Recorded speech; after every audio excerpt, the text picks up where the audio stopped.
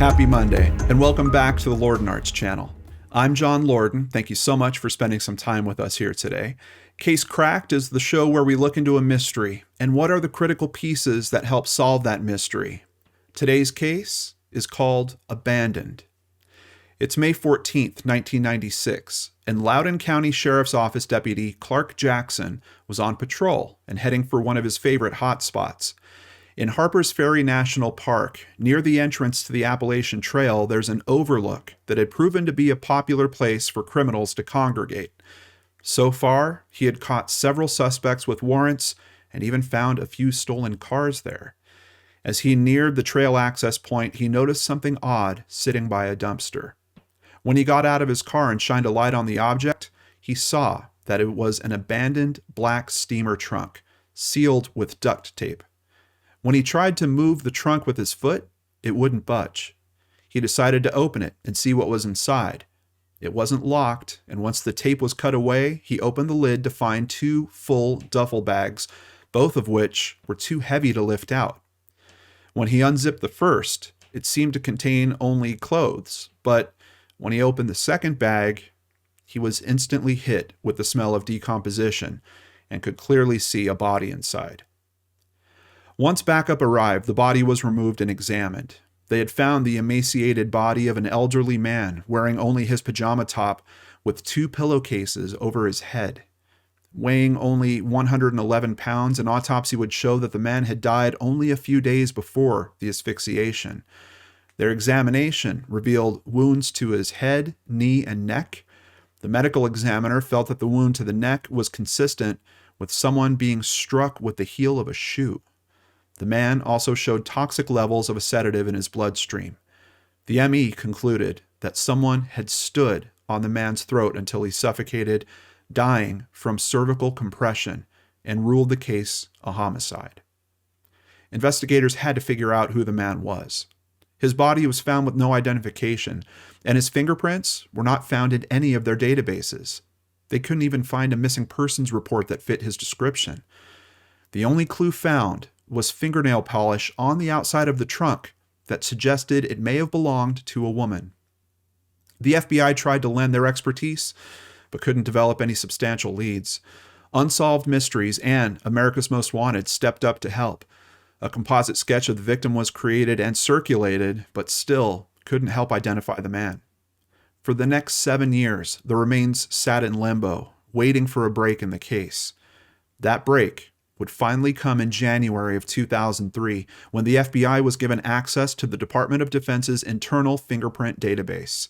There, they found their victim was a World War II veteran named Jack Watkins. Born Jasper Frederick Watkins in 1920, Jack grew up in Richmond, Virginia.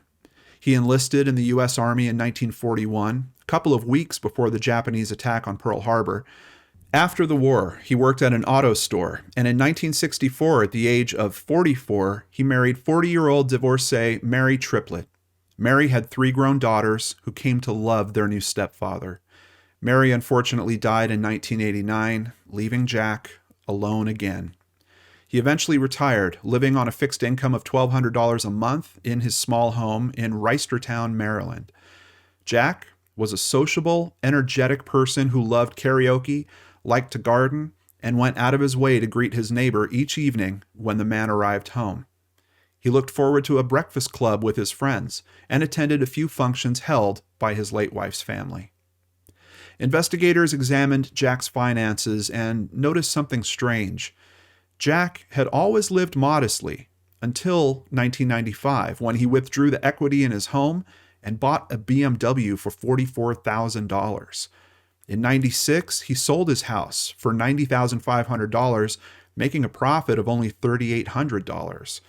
As they looked further, what shocked them more than anything was the fact that his Social Security checks were being sent to a P.O. box in Maryland and were being cashed by a woman named Nancy Siegel. Siegel was born Nancy Schweitzer in 1948 in Baltimore, Maryland. In 1965, she married her high school sweetheart, a man named Charles Kacharski. They raised 2 daughters until the early 1980s, when friends and family claimed that Siegel seemed to snap mentally. she developed a gambling addiction and acquired a massive amount of debt. Unbeknownst to her husband, she took out credit cards and loans in both of their names that eventually totaled over $100,000. He soon filed for bankruptcy, and the couple divorced in 1985. After that, she married a man named Ted Geisendorfer, whom she reportedly fleeced just like her first husband. When he confronted her with the debt and threatened to call police, she became violent. They divorced in 1993. From there, she began stealing mail, wallets, and Social Security information. This in turn brought about several arrests, but because the charges were filed in different jurisdictions, she flew largely under police radar and never served more than 2 weeks in jail. It was in November of 1994, while she worked going door to door selling burial plots, that she met Jack. He was instantly smitten with the much younger woman. In the following weeks, the 76-year-old began telling friends and neighbors that he had not only met and started dating Siegel, but that the two were engaged. When investigators with the Sheriff's Office, FBI, and Postal Service staked out the P.O. box that was receiving Jack's payments in February of 2003, they were able to find and confront the woman. She claimed that Jack was alive and living in Pennsylvania with a woman named Ruth. She said that herself, her daughters, and Jack all received mail at that P.O. box, so investigators let her leave, but covertly followed her. They later observed her depositing one of Jack's Social Security checks into her own account at a nearby bank. Over the next few months, while looking through her bank account history, investigators found that since Jack's death, she deposited over $89,000 in Social Security payments and about $10,000 of his retirement annuity. When her extensive criminal history was finally pieced together, she was brought in again for more questioning.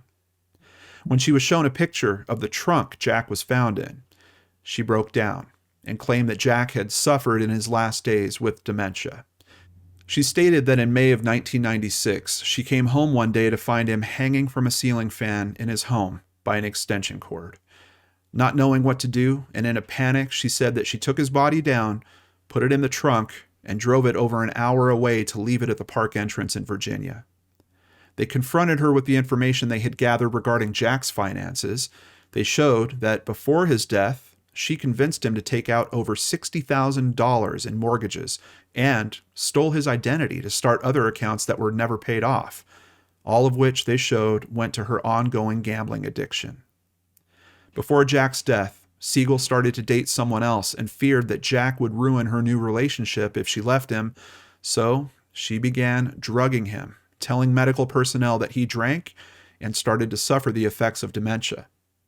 She claimed to be only able to dress him in his nightshirt at that point and tried to have him committed to a residential facility, but the doctors declined. When she couldn't get him committed, she began to drug him even more, starve him, and totally isolate him from his friends and family. Finally, when he was too weak to protect himself, she brutally murdered him, dumping his body in a trunk that one of her daughters identified as belonging to them. She then sold everything he owned, pocketed the money, and moved on to continue fleecing others while still drawing his Social Security checks. Siegel was indicted in January of 2004, but wouldn't go to trial for another 5 years. Her charges included murder, bank fraud, theft of government property, identity theft, wire fraud, and mail fraud. In March of 2009, a jury deliberated for just 7 hours before finding her guilty of second-degree murder and all other charges except for one of the lighter ones. She was cleared on one count of bank fraud that involved changing an address on a credit account. She was sentenced to serve 400 months, or about 33 years, in federal prison, and will not be released until 2032, when she'll be in her 80s. To this day, she still claims her innocence, saying she'd sooner kill herself than someone else. The court has ordered restitution be paid to Jack's estate and others, but no one expects to see any payment. Jack's family doesn't believe anything she says after they say that she stripped him of his dignity and respect. U.S. Attorney Rod Rosenstein summed the case up in closing, quote, "It took 13 years of hard work for the trunk that served as Jack Watkins's coffin to make it from a curb in Loudoun County, Virginia to a courtroom in Baltimore, Maryland. Nancy Siegel seduced Jack Watkins and stole his money. Then she murdered him, put his body in a trunk, and dumped it in the trash so that she could continue to collect his Social Security and retirement benefits for 7 years.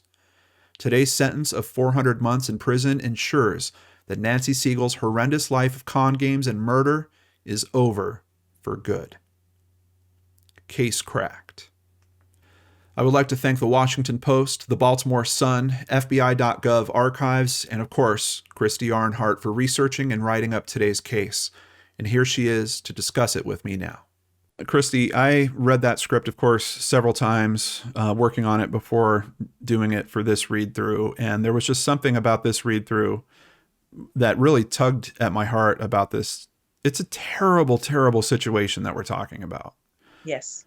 And it actually kind of speaks to a little bit of a larger issue, which we're going to touch on by the end of this conversation. But one of the things that I'm kind of wondering about is, how did she get away with having so many charges, but no one's piecing together that we've basically got a con artist, identity thief, and no one's really making her pay. She didn't spend more than 2 weeks in jail. I mean, what is this? It had to happen in that sweet spot between when the internet came about and was a thing. Yeah. And, but right before, because they had computers, they were using computers, but it wasn't linked up the way it is online nowadays. And even today, we still have issues. Yeah. But her crimes were so small, I can see why. Yeah, I guess. But, I mean, steal a certain number of wallets. And it's weird because it almost sounds like an escalation, like, oh, first it's wallets, then it's some Social Security information, then it's basically a person. Yeah, and I know. How do you make the jump for a gambling addiction? Yeah. Stealing identities to killing a person. Yeah, stealing a life, literally, for your gambling addiction. And don't get me wrong, I know addictions are very tough. And I do think a gambling addiction is just as serious as any type of chemical dependency or anything like that. But, man, this case is just heartbreaking. I can't believe that. And especially for someone that served our country. Oh, yes. So she's convicted of second-degree murder. Do we know why that happened? That one kind of bothered me too. The jury agreed that they didn't believe the murder was premeditated. So they gave her second degree instead of first. When the coroner says that there are shoe marks on this man, I don't see how they can say that's not premeditated. But yeah, and once again, we've got the escalating patterns that we're seeing in her thefts, but we've also got at least what came together in the script as an escalating pattern of what he was going through and the levels of abuse he was going through and the steps that she took to incapacitate him in several different ways, even getting him, taken to a hospital. That's another way of trying to incapacitate him so she could have all of his funds and have access to that. And then when that didn't work, all of a sudden now he winds up dead in a trunk. Yeah, I'm very surprised that they went that way with it. But thankfully, the sentence is so stiff that, 400 months. Yeah. It's crazy. Yeah.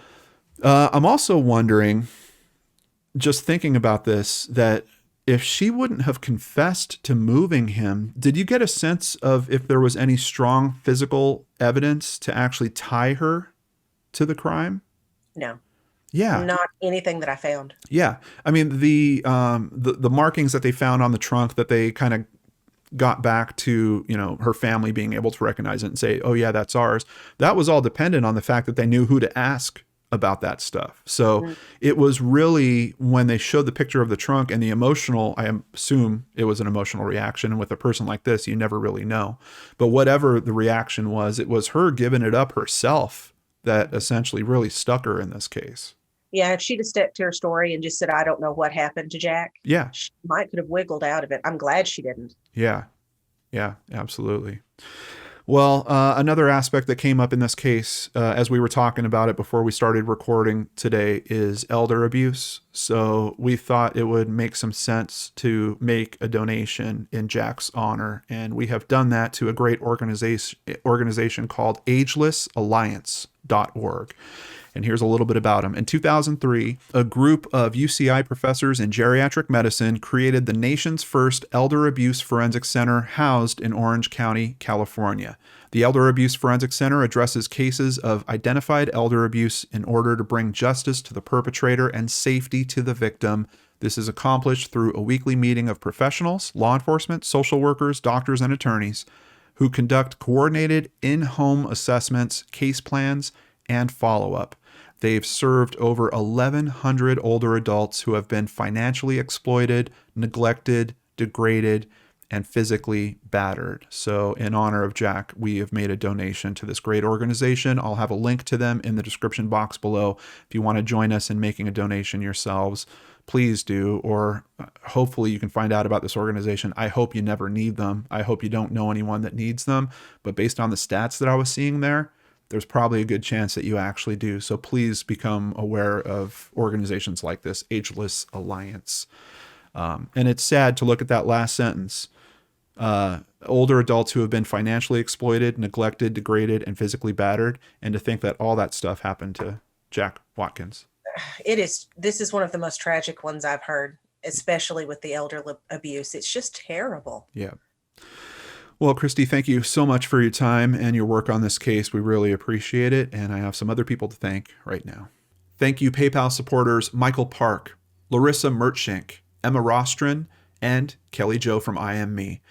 If you'd like to support the channel, please visit lordandarts.com. There you can sign up for Patreon, sign up for PayPal, or buy merchandise. All of it keeps us here with limited and sometimes no commercials, so we really appreciate your support. Remember, you can get another Lord and Art story every week on the Seriously Mysterious podcast. A new episode is coming tomorrow, and every Tuesday after that, visit seriouslymysterious.com and remember to subscribe on your favorite podcatchers. Or, if you have your notifications turned on, you can join the live recording session that's happening here this Wednesday on the channel. Of course, at the end of the week, we'll be back with another mystery. We look forward to seeing you again right here on the Lord and Arts channel.